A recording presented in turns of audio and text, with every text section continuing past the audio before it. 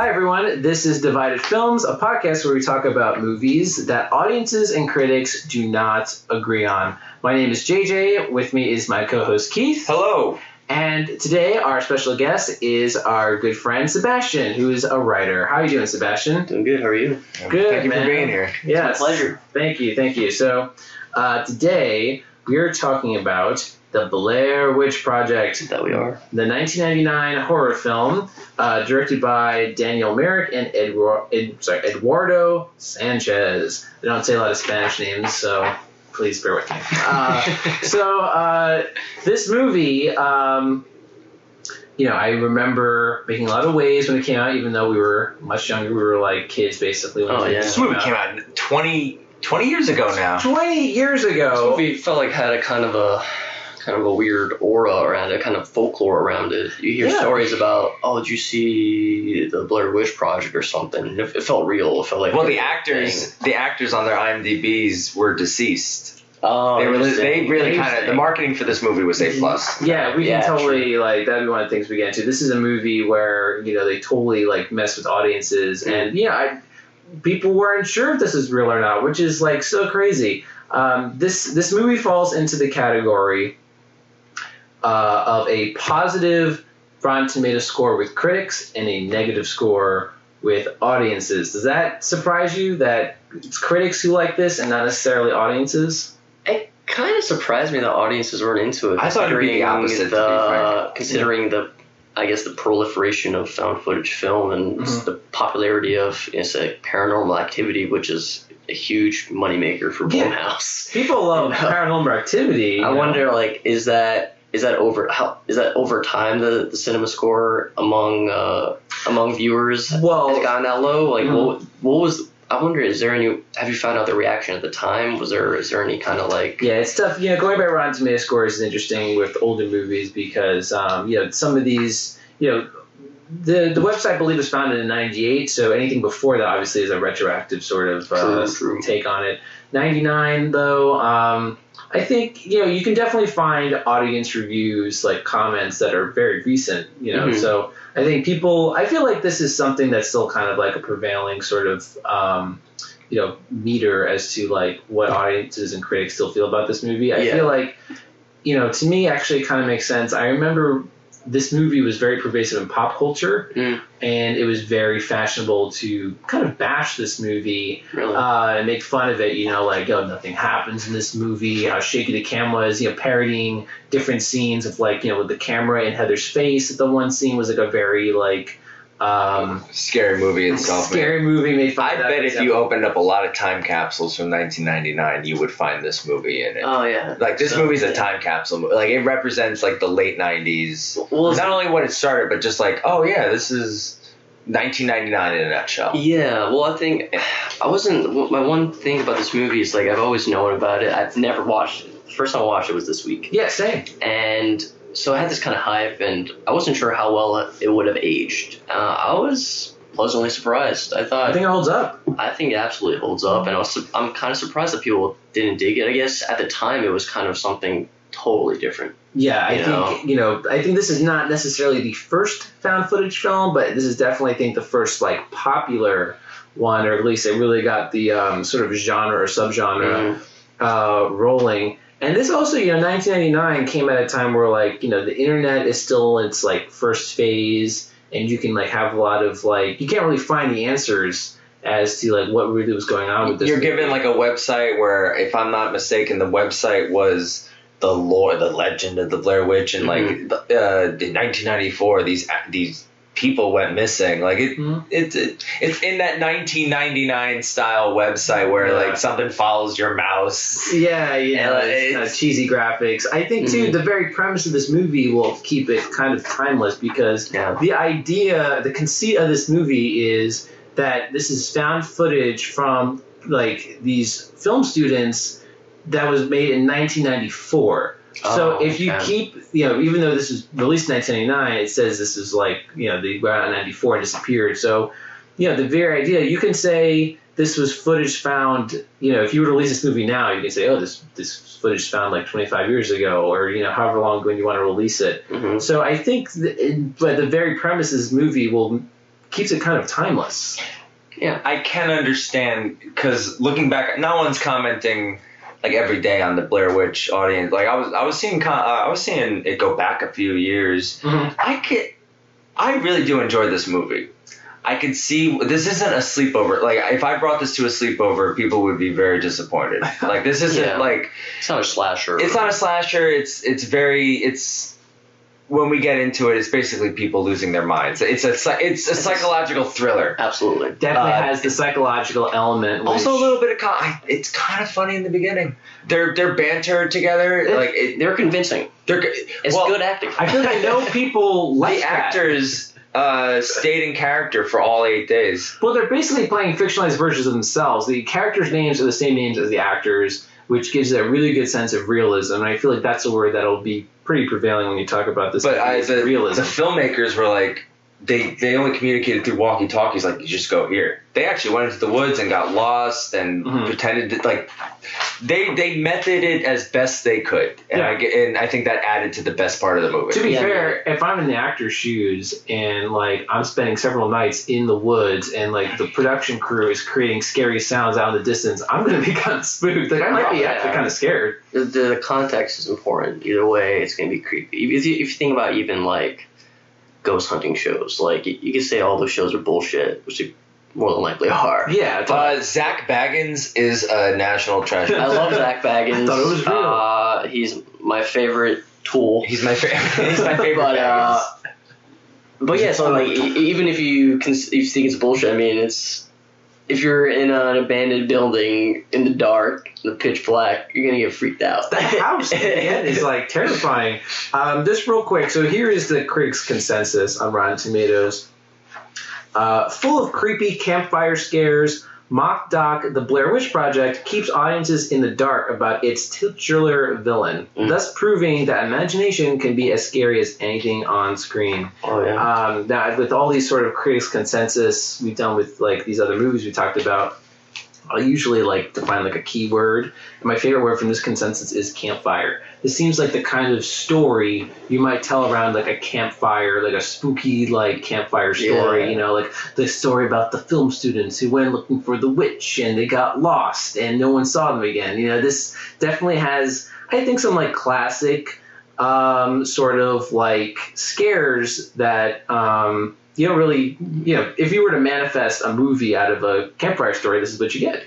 Yeah, what I liked about the concept of the Blair Witch is that how unspecific they were about the mythology. It was like so kind of inconsistent and incongruous, and so like you can kind of build around it yourself. It's like they don't give you much to work with, and that's where the imagination comes in. Jersey Devil, like you know, the mythology. Yeah, we're Jersey boys here, so like the mythology is like I must have heard. There must be at least like 4 stories of origin stories of the Jersey Devil.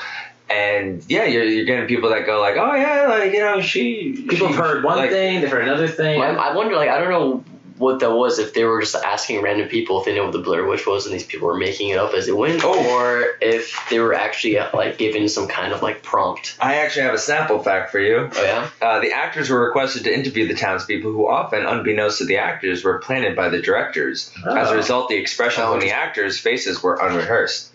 So this movie, like, movie gets top marks for like method, non-method. I don't know. It's just like it's a method to the best level $60,000 can get you. I think it's like it's very much like an experimental sort of thing. You know, like again, like the dialogue is very improv. You know, they're filming lots of footage that has to get whittled down for the final cut. You know, to get like 90 minutes worth of footage. Yeah, usable footage. They're basically playing themselves, even in that experiment continues into the marketing and the release of the movie.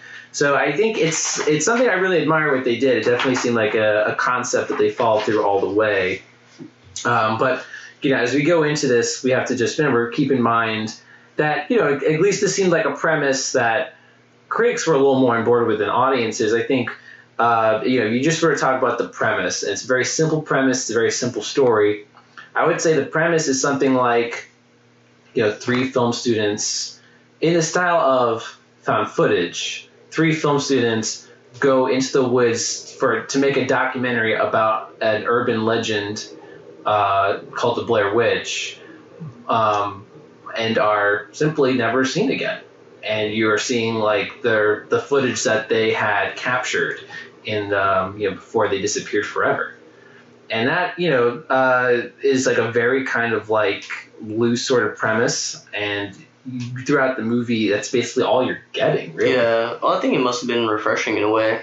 I mean, what kind of horror movies are coming out at that time before Blair Witch Project? I think Scream was popular. The one where Owen Wilson loses his head in the house. Oh, that was bad. That was The Haunting. The Haunting. That was the Hill House. That was the but predecessor to the Netflix. This is like that's like 98, 90. Like haunted houses were big in the late 90s. Yeah, there was House on Haunted Hill, which I remember seeing. Scream was it? They still had some slashers. So this was like something new. This is Burkittsville, formerly Blair. It is a small, quiet Maryland town, much like a small, quiet town anywhere. No more than 20 families laid their roots here over 200 years ago, many of whom remain, either on this hill or in the town below. There are an unusually high number of children laid to rest here, most of whom passed in the 1940s. Yet no one in the town seems to recall anything unusual about this time, to us anyway. Yet legend tells a different story, one whose evidence is all around us, etched in stone. This goes back to my like a theory I have about like movies like Hereditary or The Witch, that this movie, for context, premiered at Sundance. In that setting, it did so well. Like people were walking out going like, "Wow, that's really scary," and it does well with critics. And critics marketing is like this is really scary. And the average moviegoer is like, okay, I'm about to see one of the scariest movies of all time. And all they get, I guess they want the scary subjective, but they want the Scream, they're expecting to see the Blair Witch. They want payoff, and then they like don't get it. And they don't get it, and they just like, I just watched 3 kids run around in the like. But the movie's so much more than that. It's 3 kids losing their mind. I feel like it's a very tense movie. I feel like when they first start to realize they're lost and the tensions start to build and they're like, okay, just one more night. And then after the next day, that's, I feel like it does a good job. It does a good job of transitioning from a sort of like camaraderie, we're doing this thing in the woods, to this like freak out. Like, oh my God, like we got to get out of here. Once Heather gets lost, they're like, oh, pointing God, fingers I work at each tomorrow. other. Yeah, pointing fingers at each other, really like losing it. And then I'd say the night sequences when, things like that's when like, you're as an audience member, it sets you up that, each night something even worse is going to happen. You have to brace yourself. I found the night sequences very unsettling. Oh, yeah, I thought so too. And this movie is the gold standard for, they have a reason why the cameras last that long and why they keep shooting, as opposed to other found footage movies like turn off the camera. Turn off the camera. They do have a line. I didn't notice it in any. Like I always see this movie like every couple of years because I do think it's a fun movie in the beginning. It's kind of I would love to see this movie. It's kind of comedic, as you said. The banter when they lose the map, I'm actually cracking up because he's like yelling like, God damn it! And then it becomes like a psychological, like, these people are absolutely losing their minds. Yeah, what was that line? It's more about that. And I did discover that they actually the Blair Witch was going to be a woman in white. Yeah. And they shot it, or if I'm not mistaken, they were supposed to shoot it, but the cameraman never turned in the direction. So there's the scene where their tent gets like knocked into or something, and they all run out of the tent. And you hear Heather go, "What the fuck is that?" Yeah. But you don't see what it is. And it turns out that they did have someone that the camera was supposed to pan to, but they never did. But I think that's kind of cool, too. It sticks to the Hitchcockian of, like, less is more. This is this is like a happy accident. The end-all, be-all of less is more. Like, it's kind of like the as good as the shark breaking down in Jaws, and it's just like, okay, we're not going to show the shark that much. It's like, okay. It worked out, yeah. It worked out for... It worked within their limitations. Exactly. Well, I think we should bring up that this movie was made for $60,000 and made over, like, 250 million. It's impressive. Incredible profit. It is by far the most profitable movie in movie history, actually, percentage-wise. Like, to make... It would have made a profit either way. Yeah, like it found even like $1 million would be like that's considered a profit for 60,000. How much did you say it grossed? 248. So I rounded up. To make a couple $100 million on a 60,000 budget, that's like insane. What's the rule of thumb? It's like you take the budget, you double it,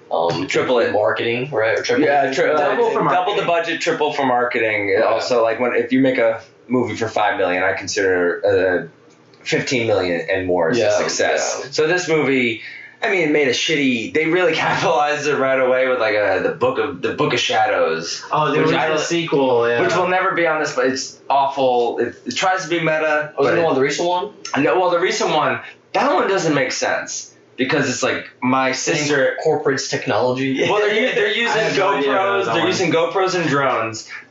But it's like my sister last year went missing. But if they went missing in '94, how do you have these GoPros and drones? Like, and that's when it does. Well, I think jump scares, and that's when it's part of the. I like going back to that idea of like they have a reason to have the camera on, like they're documentarians. She's obsessed with getting the footage, and even like when they're like breaking down a level, and it's like, why the fuck are you still filming? They're freaking out, or they address it, and she's like, it's all I have left. It's like, this is all I can do. This is the only form of power I can hold on to. Yeah, I'm powerless otherwise. And otherwise, I'm like fucked. You can even make an argument that like the camera is a form of security for them. Oh yeah, for sure. You feel like maybe if I'm filming something, then maybe I have some sort of like bubble around me. Like I can't get killed if I'm filming right now. Like you want to leave a proof record so that like at a certain point, even if you were doomed to die, someone finds it and knows what happens to you. And I feel as morbid as that is. I feel very bad. I have a lot of sympathy for these characters, especially since you get that bench, you kind of get to know them. I feel like I know a couple people who have similar personality traits to like the Heather character. This like Josh. Josh. Like I feel like these are very like relatable characters. So once they get lost, your heart goes out to them because you saw what they were like. They were very innocent going into this. And then, I think it was very smart in the movie to remove one of them. And you don't even know how. Yeah. And you find his body part later. Oh, I don't even know what that was. I think I read up on the Wikipedia. It was like parts of his tongue, teeth, hair. There was teeth in it, but I couldn't tell very well. The last time you see Josh, he's kind of like comatose. Like he's just like catatonic. Yeah. He's just like unresponsive, and it's just he's marked, right? So there's the one morning they wake up. And he had slime on his stomach. Like, why was it on mine? Why was it just on mine and not anyone else's? And I guess like okay, I guess that was like the witch's way of marking him. And I think for me, like the freakiest part of the movie is the night where you hear his screams in the distance. That really got to me because it's you have to listen closely at first and then you hear it. It's like crying for help. It's just really and again, is that really him? Is that the witch? Who knows? There's so much ambiguity in this movie, and I think that maybe is where a key part of why some audiences don't like this. I think ambiguity is something that people can take it or leave it, and a lot of audience members want things explained to them. A lot of audience members don't want things to be left up in the air. They want an answer. If you're going to be, from their perspective, from some audience members, if you're sitting in a movie for 90 minutes and you never get an answer to any of these questions, you might feel like you got gypped. Yeah. Especially when you're trying to solve a mystery. It's like, in a way, like the new movie trying to solve a mystery, and then the mystery. Like, I mean, in some ways, the Blair Witch got him, but you don't really know what's happening. Yeah, you don't know really. You see him turn the corner or whatever. Like I imagine they said the legend where like he turns him in the corner. That's the one thing they set up that does come back. Is like the standing in the corner. The guy in the beginning, one of the people they interview say like they have you stand in the corner. So when you see that at the very end, you're like, oh no, like you immediately remember and then it just ends. It ends so suddenly, it's jarring. I wonder what the scores would be if the cameraman actually did pan left and you did see the witch. Like, how would audience, like, oh my god, there is something. How would critics react if it was awful, like, if it was really bad looking? It could go either way. It could be something that looks really silly, or it could be something that was... What kind of universe is that? Were cell phones invented earlier? Like, it sounds... The sounds of things, I think, is... I think it's better it worked out that way, because... Again, the idea of this movie too is your imagination runs wild, and it's that Hitchcocking event. The less is more, and it's scary. I think that's what added to the fear. You're getting chills toward the end, like oh my god, like especially when the teeth and the tongue or toe or whatever. Whatever that was. I thought that was like one of the most effective parts when his body parts are in that little bundle of sticks. I thought that was like that kind of like solidifies something about what's happening to them. It's no longer just psychological. There is something more. Yeah, like it's not in the person's head. Yeah, and which is fine for like the first, which is fine for like the 60%. Like oh, you're following it, yeah, and then this is real. Stop taping! Please stop taping! Okay, we're leaving right now. Okay, we're out of here. I'm leaving. Come on, turn it off! I want you to take a nap in the creek either. Help! Please help us! Help us! This is not the way to get out of here. Fuck! I have to say, the even though everyone knows how this movie ends by now, even though it's my first time watching and I know the ending, the second they say they're going off trail, I'm like, okay, well now this is that you're screwed. Like never go off trail, when you're hiking, especially if you're doing like a spooky sort of thing, because then the map. That was interesting with the map with the character Mike. Kicked it in the creek. I never understand that. I think it's like his. It's the frustration because he was frustrated with the map himself because it was just he didn't understand it. He couldn't. It was like he couldn't read it. But when he. But neither could she. It was like. Could she though? I thought she thought they were better. A lot of distrust. This is what it was. These are dumb people. A foundation of distrust. I believe these are dumb kids. I believe that they did not think this through. Well, they're all depending on her. Right. Yeah. To their they rented the equipment. They were like, oh man, we're gonna be late on the deposit, like with the equipment. They was renting. I thought they just stole the equipment. No. I thought they were renting it. I think they borrowed it from the school or something. They had to return the equipment, and then and that's again another level of escalating it. It's like, oh no, we're going to be late to returning this. Oh no, people are going to worry that we're missing. Oh no, we are actually missing and lost. Oh no, we are going to die. It was like actually I totally believe the transition and the urgency of the situation they were in. Because at what point do you think to yourself, okay, well, we'll get out of here like maybe one more day longer, and then at another point are you like, we're in some serious shit right now, like we're in trouble. Well, I think the moment you kind of like really, as an audience member, you kind of like really start to go, oh shit, is when Heather starts freaking out. The whole time Heather's like trying to just play cool. Yeah. And then once they like go in a circle and get to that tree. They get to the same log. They're like, she just fucking freaks out. And she's like, composing it too. Like you can tell, like it's like everything's good. Everything's good. She has the one line earlier on where she goes, "You guys, we're gonna laugh about this," which is what I would be thinking. I would be thinking that too. Like if you're in a situation like that, like okay, once we get out of here, we'll be telling the story for years to come. Behavior is totally believable. Mm-hmm. Yes. And that's I guess the supernatural element comes in for me when they get to that same log again, because they have been walking in the same direction. Like how else could they have gotten to the same log? Unless there was something fucking with them that's like supernatural. There's no way you can walk in one direction and like come back to where you're before. Well, I mean, I think it's possible. I mean, I'm curious how they did they wrap around and they had a compass, didn't they? You would assume they were using a compass properly. If they couldn't read a map, orienting. If they couldn't read a map, they probably couldn't read a compass, right? That's possible. I think I would have done it as like once I found a creek, I would have maybe followed. You're talking about ghosts, dude, but ghosts mess with electromagnetic forces, and so that compass is all fucked up. So it was the witch messing with the compass. There's some can I ask you solid pseudoscience behind. Can I ask you a serious question? What's up? Or to both of you? Sure. Do you believe in ghosts?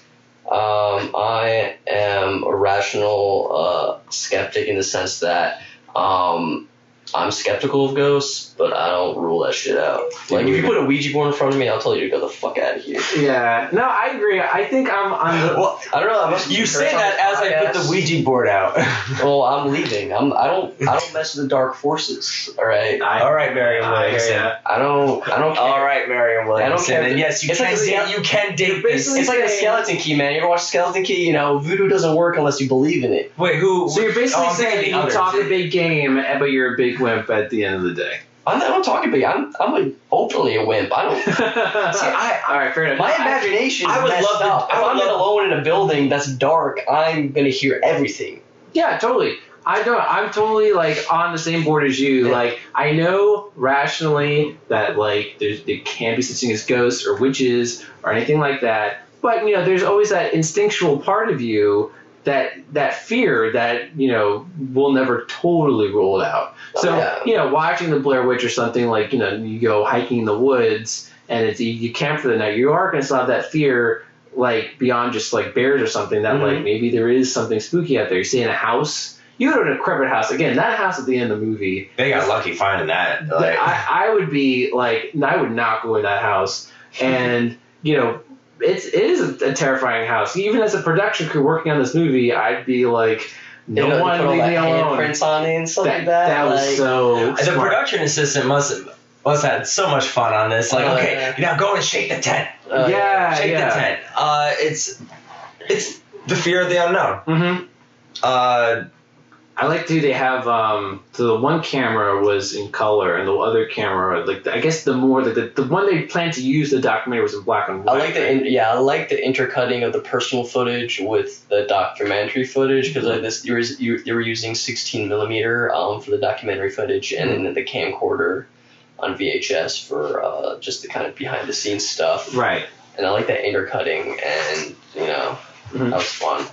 Yeah, and especially since, you know, you kind of it felt so raw. Even with the black and white, like 60mm film, it still felt kind of raw. You know. Yeah. I like how that was the one you ended the movie on too. Was like that final documentary and footage. It was kind of ironic that they set out to make this documentary, and the last thing you see is that documentary style footage before, you know, who knows what happens at the end. No, that's the tree we crossed. That tree is down. That's the same one. Oh, God! No. Oh, no. You gotta be kidding me! This is a joke! No. This is not funny! Mike, just please stop. Please stop. Please stop. Please stop. No. No, Mike, it's not the same log. It's not the same log, Mike. Same one. Look, it's not. It is! Open your eyes! It's not the same log. It's not the same log. Looking up the audience reviews to this movie, usually when an audience review is in the 50s or 60s, I tend to find more positive reviews, and I'm like, okay, where are the negatives? Just so I can even it out. This one was overwhelmingly, I would say about maybe 70-30 negative, like 70% negative. Like, yeah, it's a lot of the main complaint. Without like cursing and everything, boring. I think people were like, they went in expecting this, and probably from 1999 to now, people are expecting this one thing.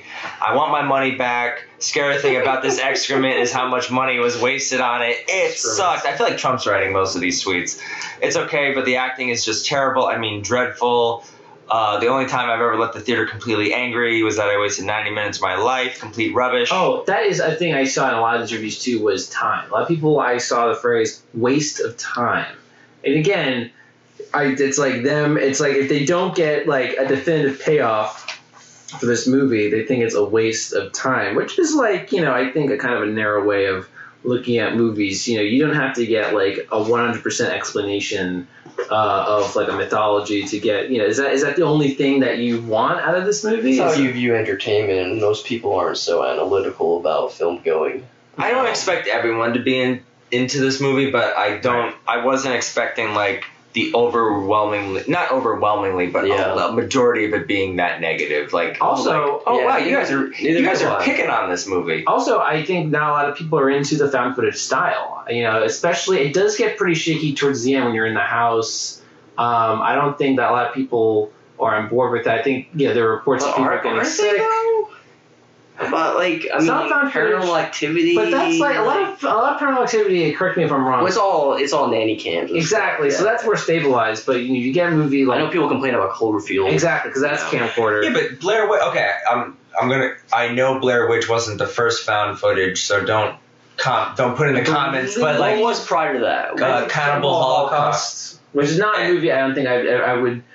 I don't know. Maybe one day I'll see it. We'll say this. I'm sure that movie has its fans. Blair Witch brought it to the mainstream, and it's the gold standard for found footage. How about that? Like, and I would say that was the first time a majority of people were seeing this type of this subgenre. And it's like, oh, there's shaky cam. Of course there would be shaky cam because they're running away from stuff. Yeah. I think every other movie after that, it's like, okay, there's too much shaky cam. I think for this movie, you can argue maybe there's too much, but I think for it being like, quote unquote, the first, I think you don't know what is too much or not too much shaky cam. I think there's the right amount.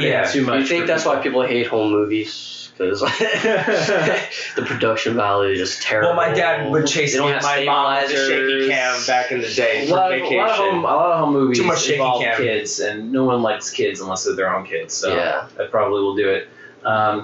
We mentioned before, I'm a fan of the acting in this movie. And I feel like that's something that I've seen. That's an unfair criticism. You know what's like strange too? I thought especially Heather Donahue is like really good in this movie. Yeah. You know what's crazy? She won the Golden Razzie for Worst Actress for this performance. Fuck the Razzies, they're bullshit. But I think the Razzies are like very like whatever's in fashion. So if it's in fashion, the Blair Witch Project, we'll say they're the worst. Yeah. But I think the scene, which is probably the most iconic scene, where she's holding up the camera to her face and confessing, I thought that was... that's powerful. It is, because, again, out of context, I saw this lampooned, I'm aware of the scene, but having followed this character for the entire movie, and this is, like, right before the end, I am, like, totally heartbroken for her. I believe it completely, and... I didn't know she... The Golden worst actress. I'm trying to think of movies in the 90s. It's like, I don't know. There's some great performances that have gotten Razzies. There's some good movies that have gotten Razzies. There's good soundtracks that have gotten Razzies. And it's whatever. Maybe just take it with a grain of salt. Like I said, absolutely. It's like the fashionable thing. It's like, okay, well, everyone at the time, a lot of people were making fun of this movie, so Golden Razzies. It's worth lampooning. Any good pop culture is worth lampooning. Right. Scary Movie always comes to mind with that. Like that scene, I think Simpsons probably made fun of it. Family Guy as well. The Family Guy joke that always comes to mind for me is when Brian's doing is like a service dog for like a blind guy, and they go to see the Blair Witch, and he's describing the movie, and in the theater he's just like, nothing's happening, nothing's happening. It's over. Everyone's pissed, and that's the audience. Right. That was like things like that. Like I hadn't seen it, but I saw enough references to it that I was aware of kind of the the hate towards it. I guess a movie would not sell well if you this is a good psychological thriller. You have to use horror movie, but I always think horror movie, at least especially watching this movie, is not the right word I would use. Was it accurately advertised? Is the question. Oh, I would, because I think that's the main complaint. Accurately? A lot of good art house horror, for lack of a better term, they get awful audience scores because they're marketed in such a way where it comes at night. People think they're getting a typical kind of jump scare horror, and then they get some kind of like psychological, so it's more challenging commentary, and then Mother was advertised as a horror movie, and everyone went to see this fucking environmental drama. It's like well, you're coming back for the Mother episode, I'll tell you that. I love Mother, but accurately, you would accurately. No, but it was marketed perfectly. It was marketed. The marketing, I think so, yeah. But accurately, no. Well, it's an unconventional movie that was marketed in an unconventional way. There was good jump scares. It was the kind of first viral marketing. Although, did anyone? Granted, we were 9, 8 during this time. Did anyone cause a fuss? As like these kids died? Like people thought like these people really died. Like, did anyone call? Like, you're using these people's footage. I think you're exploiting these. You're exploiting. Like, granted, you're using these kids. Like, if they died in 1994, footage was found in 1995. The movie premiered in 1999. Well, what's going on here? How about this goes back maybe to what we were discussing before? I think rationally, everyone knew this is just a movie. But again, it taps into that like just primal fear of like, well, what if it isn't? Yeah. Like it just kind of goes back again to like just that irrational part of you that's always a part of you. I wish I would do like we could do a beginning because it wouldn't be like so many negative audience scores if they actually thought those people died. I don't think they would allow this movie to be released. It would be like find Heather and this guy and Mike. This would be a huge story. If someone found like footage of like these missing people, it'd be all over the news, you know? Why wouldn't you have saw news of them in '94? Like, oh, like these films. Personally, I would exploit it and sell it to. Yeah, we're a bunch of heartless people. I think I have a problem with that. I would love to, in the same style of Blair Witch in the beginning, I would love to interview people who were older in 1999 to be like, did you think this was real? Because I feel like some people thought it was real. There at least had to be one. I think so. I remember people thinking it was real. Yeah, exactly. I think even like adults thought so too. Again, this is like the first generation of the internet. People were not as wise to these kind of things yet, so you could not look up, like how this movie was made or find the answers. Like, I'm sure there were a lot of things online that perpetuated the rumor that it was real. You found probably more things that gave you the wrong answer. And the internet during that time, message boards and some websites. Yeah. Some websites were scary to click on. A skeleton followed your mouse. I think it intrigued people, but then ultimately, like, if you think about it, the studio when it was talking, like, critics are like, all right, this is fake, all right? You can talk about it, that is fake, so we don't cause hysteria. Yeah. But I think ultimately it intrigued people, and that's all they cared about. Well, I think even at, what movie festival did they get into? Sundance Film Festival. They put up missing posters of the actors. Just to perpetuate this. They have a concept and they're following through. And the mother of Heather thought that her daughter was dead. Oh, it went that far? It went that far. So the actors didn't get to see their premiere in Sundance, or they had to go undercover. That I don't know.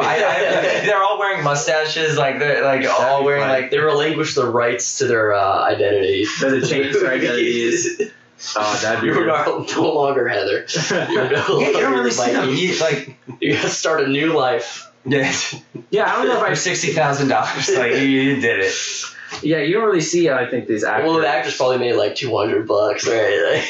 You know what? Hopefully their agent, or if they had an agent, $200. I'm sure they got residuals. $200, 8 days. That's at least 16 grand. I am so sorry for everything that has happened. Because, in spite of what Mike says now, it is my fault. Because it was my project. And I insisted. I insisted on everything. I insisted that we weren't lost. I insisted that we keep going. I insisted that we walk south. Everything had to be my way. And this is where we've ended up. And it's all because of me that we're here now. Hungry. And cold. And hunted.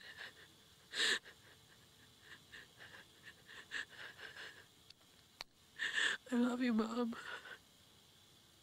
Dad. I'm so sorry. Now, if you had to talk about the pace of this movie, like I said, it's like you're getting to that, what I think is a natural progression of like urgency and like a dire situation. Mm-hmm. But even though now a lot is happening, they're just getting more and more lost, and they're getting kind of more and more scared. Do you think this movie, though, for the little that it is happening, I'm not saying it's bad that not that much is happening, but for the little that is happening, do you think it's too slow? Do you think, like, the movie could have maybe been even like a short film? Like, do you think this is even warranting of a feature length? Could you have done this in a short film and had like a similar or had the same results? Well, I mean, it's weird that it exists. Like, I'm surprised this was in theaters. Mm-hmm. But I thought, it's 120 minutes. No, it's no, not 120 minutes. Sorry, it's an hour 20 minutes. I'm dyslexic. It's like hour 20 minutes, right? Yeah. So I mean, that's not that long. It goes by That's quickly. like the perfect length for like a horror movie. For a movie like this, especially. 80 minutes. I thought the pace was decent. I thought like they shot for 8 days. I imagine like I heard they edited this movie. It took like 6 months. So they really picked the cream of the crop of the best footage. Yeah, I'm sure they improv a lot. I probably didn't have like a super. I think it was. I'm sure I imagine it's like script. It's like we could do a short film, but you know what? These scenes are really good that the actors did. It would be a shame to not see it. And it's only like a little less than 90 minutes. It didn't feel long to me. No, it goes by. Like I said, I feel like enough was happening that again, like they're fighting, they're bickering, there's tension. When you find out that. First they lose the map and they're arguing at Heather. Then Mike reveals he purposely destroyed the map and you're only at him. Like, there's enough happening. There is tension here. In fact, I feel like even without a supernatural element, you could have done a movie of just 3 kids getting lost in the woods. Yeah. And that could have been something. It's a good way. They made a whole movie with Robert Redford being stuck on a yacht in the middle of the ocean. Yeah. Finding Nemo. These are kind of Finding Dory. This or Gravity. These are kind of movies my dad describes as predicament movies. Oh yeah, and that's kind of just a way to kind of like describe them. Like you're kind of stuck in one sort of thing the whole movie. He doesn't like that, but I like how he coined that term. Yeah, after the end of the first act, your dad turns to you like, I guess he's stuck in a predicament. They're in a pickle, I guess. I like the townspeople too. My favorite too were the guys fishing, the last 2 people they see, because first of all, they seem like 2 guys who hate each other. And because like the one guy is like trying to tell them about the rumor, like it's haunted out of here. And the other guy's like, shut the fuck up. We don't know what you're talking about. That's stupid. You're stupid. My favorite was like the mom holding the baby, and the baby was like, no, stop. Yeah, don't say it. That was the most realistic. That was the most realistic. Like, oh wow, like that was amazing. I think that was this that one part. I would like to think that's what made people go like, oh wait, is the Blair Witch real? Yeah. That felt like they felt. I mean, they were talking to real people. Don't say it. That that was like a cool moment. I'm sure they like interviewed a lot of people and again narrowed it down, and that was a good find for that one where like the little girl. It was a fun day in town when the camera crew came in and just said, "Hey, want to be in our movie?" And Sebastian and I we've gone camping. I went with you guys the one time. You've gone a bunch of other times with a few of other friends and. When they're shopping for groceries and picking up things, that felt relatable. Like, this movie sticks because it's relatable. If you're a young person, you've gone camping or you've made a film or you're just goofing off with your friends, this is the kind of stuff you do. Absolutely. I felt bad for Josh when he's like, does anyone have a cigarette? I feel like him at that moment needed a cigarette. Yeah. Oh, and if anything, he's about to lose his mind. And he's holding it in, and they're like, because they're smoking throughout, like they're smoking in the early beginning of that movie. They're smoking in the motel, and it's just like I thought they bought a pack, and it's just like, man, I feel for you, brother. Yeah, man, I feel for you. You need of all the people who need one right now. So I'm gonna starve to death in the woods. I need a bogey. Yeah, I mean, like at that point, if not then, then when? The perfect time for cigarette, the witch is hunting you. I mean, I too, like, they're theorizing, like, is someone following us, I would think, too, like, someone's fucking with us. Yeah. Yeah, that's what I would think. Happy they didn't show, like, it was, like, maybe, like, rednecks or people fucking with them. I'm happy it didn't go that route. Like, they made a reference to Deliverance. Like, I'm happy it didn't go that route, and I'm happy the cameraman did not pan left and show, like, the Blair Witch. I think of Psycho and Jaws, where we just our imagination went wild. Even if they did panel F, people wouldn't have been satisfied, I don't think. No, because then again, like, your imagination is creating what you think it is, and they wanted them to defeat the Blair Witch, or I would like to see a costume. Right, that's ultimately what or they just wanted, like right? you see the Blair Witch at the end when they, they kill them once and for all, whatever it is. Now you guys saw this recently. I remember seeing this. This was a Blockbuster rental. Mm-hmm. And I remember being disappointed. Like I'm like, Really? I did go like, what the fuck? Like, what? Like that's how it ends? And So you were a Philistine. well, I feel like that was the put the grapes in my mouth. Put the grapes in my mouth. No, but I think it's that's like the response that they wanted. That's the response that they got. Yeah. And it's just like, God damn it, man. Like, Well, maybe it pissed off a lot of people, but it makes sense the more every time I watch it. Just like she's tripping, she sees Josh in the corner. She trips. I really admire what this movie did. The imagery, I think that really got to me too. When they find like that one field of like voodoo imagery, like there's stuff hanging up in the trees that is definitely meant for them.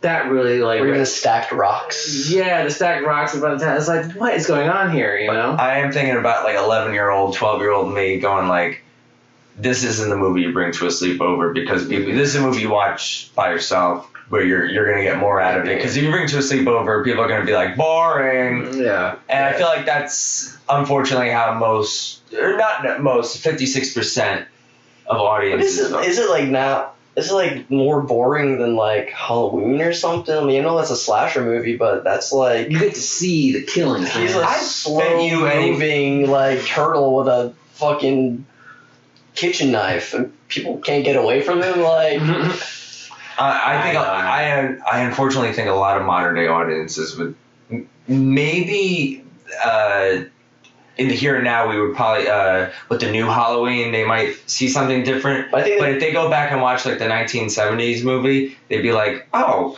people freaked out over this. Yeah. Well, I think the difference is that they had a villain, they had someone to root against. Yeah. And they had like someone to root for, they had heroes, and they had and ultimately the guy was defeated, right? Or someone survived, right? So I guess that's the main difference. But in terms of there were some decent jump scares. There was some good tension. Talking about characters. It was a decent creep factor. I mean, I was creeped out pretty good. This movie is all about atmosphere, and I think from what I've read too, some people didn't like the characters. I guess because they're bickering and yelling and stuff. Some people are just didn't like them, and so if you don't like the characters, I guess then it's hard to like the movie. But if you didn't like the characters, to the people out there who didn't like the characters, how would you react in that situation? I feel like everyone in that situation would be unlikable. I found them okay, there were unlikable aspects, but they were human and they were in a shitty situation, and I feel like everyone would act that way. Whether they knew it or not, what they were watching is what their behavior would have been, and how they act on camera. Because everyone on camera acts like a douche. Yeah, you show off a bit, I think it's easy for someone to say, oh, well, if I was in that situation, I would have done the smart thing that would have saved me. And it's okay, it's easy to say you would have come up with some plan, but you don't know. You would have been pissing your pants like anyone else, probably. Yeah. If I was waking up in the middle of the night to people screaming in the distance, I would. There was babies in the distance. You hear children laughing in one. Yeah, I don't think I would sleep. It's not even let's take a. I don't know how I would react in this situation, but when they're oh, I'll take first shift, I would be no one takes shifts, no one's sleeping. We're in this together. We're in this together. I think it would have been cool. I like the idea. There should have been a part where they're just so tired that they don't even put a tent up. They just I guess they're scared, so the tent is kind of like a shield. But I would like a moment where they're so tired, or they just end up falling asleep and they just wake up in the middle of the night.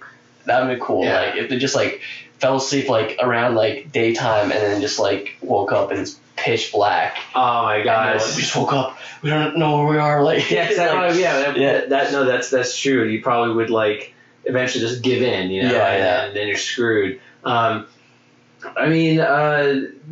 one part where they do have to run out of the tent, because the tent is in October, they spend the rest of the night hiding somewhere else, hunkering down somewhere else in the woods. But again, that has to be terrifying because now you're just waiting till dawn. Yeah. It's like, and then you see like just as it's getting a little bit bright, it's okay. We can walk back to our tent. And having camped, sometimes those nights just seem to last forever. Sometimes the sun never comes. The ground is very unforgiving. Well, that and also it's like your circadian rhythm actually starts to work because like it doesn't work when you're like living your life because you have lights and lamps and stuff like that. But like when you're in the wood, come 8:00 p.m. sun sets, it's basically nighttime and you're tired. You want to sleep. You don't have a reason to stay up. After day 4 of like just having nothing but like nature around you, you have to like kind of like submit to like the natural cycle. Exactly. Of the day and night. I think you get a submission of it. So you get a bit cross-eyed mentally, like just Mm-hmm. That'd be that. I think the worst day too in this movie is when Josh is missing.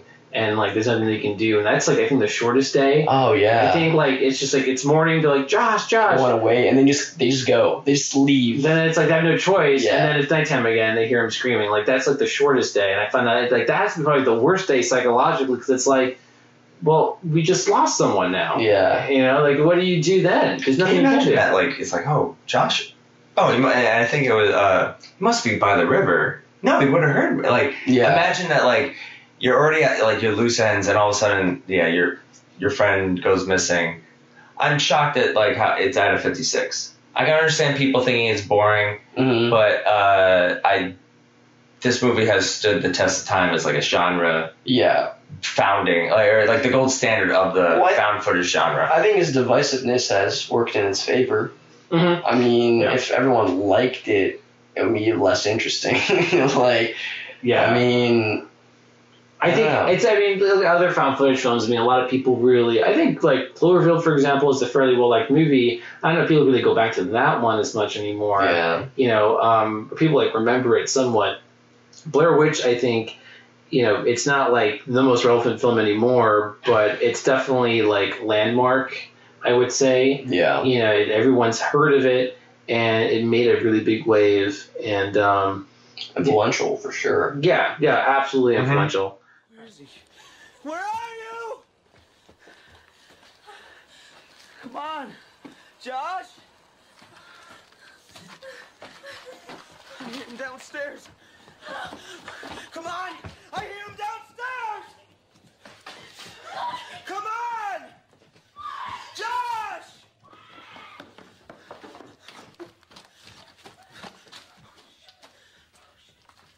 Josh. Josh, is that you down there?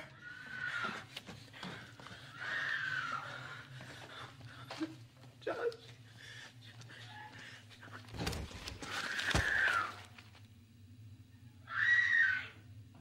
Okay, so I think a lot of us are in agreement here. Again, it's a really big difference in the critical score. I had it right in front of me, and then I lost it. The critical score is 87%. Yes, 87% for critics, and only 56% approval from audiences. Sebastian, like, what if you had to give this like a percentage of approval? I know it's kind of arbitrary, but like, give us like a range or something. Like, what would you say is like your sort of feeling about like a fair sort of like grade for this movie? I mean, it's tough to think about the movie just on its own. Like, I know there's the context is important, but its cultural relevance. But on its own, like, what do you think this movie is warranting? Yeah, I mean, I get 80. Yeah. I'm like between 75 and 80%. Okay. I mean, I liked it just fine. I enjoyed it. It wasn't like mind blowing. I'm surprised people didn't like it as much as I did. But I think 80 is a fair score. Okay, like I saw, like this was good. Yeah, you liked it for what it was. I thought it was satisfying. Mm-hmm. Yeah, Keith. The movie on its own, I would give like an 84. But I think over time, after 20 years with all the cultural impact, I would probably just bump it up to like a B+. Like add it, like give it at least like I think 87 is kind of perfect. I think just in hindsight of everything that's happened because of power it. for sure. But if the movie on its own, I'd probably give it an 84. I think it's impressive that I saw this the first time, and I think it's still kind of like scary for people like, with all like the technology in the world, you can make a movie like this and just have people like running around the woods and making like, anyone can make this movie basically. Yeah. I find that impressive that it's so effective and it's something that anyone can make. I think it taps into a pretty primal fear. Exactly. It's basically like that unknown. When you're seeing shots of the dark dark woods, that is really tapping into something. And also the way they prepared for this movie, the way they stayed in character, the way they shot this movie. Mm-hmm. I think that why I make it more like it's worthy of its tomato score. I totally tip my hat like to the this. amount of work they put into They thought it out. Yeah. For sure. How do you make this convincing? Where other movies I think can fall, we'll figure this out later or something like that. I would give this, personally, I would give this a 90. Really? Okay. I feel like it's, for what it set out to do, it's very effective. It definitely gave me the chills, and I found it a very haunting movie. Yeah. I did. I feel like it's the very like the celluloid itself, like the imagery itself, like the movie itself is kind of haunted. I don't know. It's so unsettling that it lingered with me, and that is something that for me at least it's something I have to give bonus points to. Maybe not like the most rewatchable movie. Every once a few years. Yeah, every once in a while. I think it's definitely something that is worth seeing, and everyone should, judge for themselves. I'm sure we'll know some people who are like, that wasn't scary at all. Yeah. That's totally fine. I think the thing with me and the Blair, I mean, like I said, I liked it. But it is so weird that it actually made it into theaters, that it became maybe like, against all odds. Again, because if you had no idea what a Blair Witch was, if you were just like homeschooled your whole life, you had no idea of pop culture, sure, and someone was like, hey man, I made this movie, and you showed him like the Blair Witch, you'd be like, oh man, this is an excellent student film. Yeah. This is a pretty well done. Oh, it's very impressive. Well, yeah, exactly. Then if you told him it was in fucking theaters and made like, a major millions of dollars, he'd be like, what the heck? So like this whole movie made it all this money. Yeah. That is pretty impressive. It is kind of like a $60,000 home movie, and maybe the word of mouth is what really helped it. I mean, again, the marketing for this movie was effective enough to maybe elevate it from perhaps a limited release to basically like a pop culture movement. This was definitely something that caught everyone's attention. I can see half the audience like on opening night. Like I could see packed audiences from like all day, but half of the audience being like, this is really good. This is a really good movie. And half the audience being like, nothing fucking happened. But you know what? Like I understand the audience score. Yeah. But for me, it's worthy of its tomato score. Absolutely understanding. And at the end of the day, it's a movie that people talked about at length. Yeah. At length. That's what matters. I put it in my time capsule. And, if it pissed people off, I mentioned this before on another episode we did, but if it pissed people off, then that's better than having them feel nothing. Oh, absolutely. Yeah. I'd rather a movie piss me off than make me feel nothing. If you forget it, the worst, the movie being forgettable. Yes. Yeah, that is the worst. I doubt the Blair Witch Project would ever fade into obscurity. Yeah, you're pissed off, you're going to be satisfied for your whole life, you'd be angry about spending money about it, but that's better than seeing a movie that's, cute. Yeah. And then never having to think about it. That to me is a movie that's a waste of time. People wrote that about this, but a waste of time is a movie that basically you forget you even saw. Yeah. That's literally like stealing time from your life. Yeah. So again, I tip my hat to this one, and I guess we're all in agreement. The three of us are unanimously siding with the critics. Absolutely. On this film. So that is where this podcast is. You got it right this time. All right.